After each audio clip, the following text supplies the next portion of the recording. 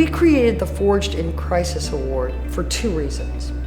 The first one is that we wanted to highlight, spotlight, bring into consciousness the stories, countless stories of everyday acts of important, noble leadership.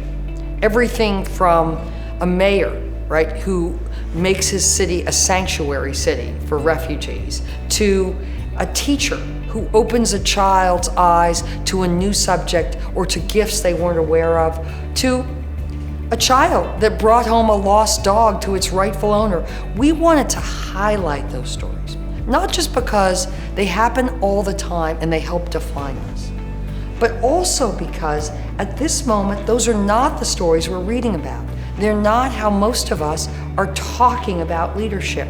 They're not where we're getting inspiration from, and they're not what is defining a lot of decision-making at very high levels in different sectors of our society right now. So we wanted to change the frame, change the lens, change the warp and woof of the conversation, and more important, the thinking behind that conversation about what constitutes leadership. And a whole hell of a lot of it is happening and being done by ordinary Americans in the course of going through their days. The second reason we created the Forged in Crisis Award is that history teaches us that all ages have always needed the stories of the triumph of the human spirit a great deal.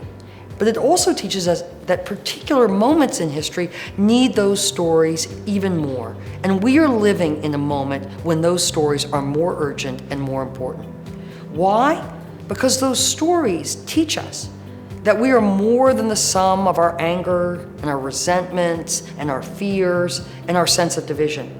Those stories teach us that nurses and doctors and school principals and priests that run soup kitchens and rabbis that collect clothes for the needy, all those examples teach us that the triumph of the human spirit happens in grand gestures, but more importantly, and perhaps even more powerfully, in these simple acts of ordinary leadership.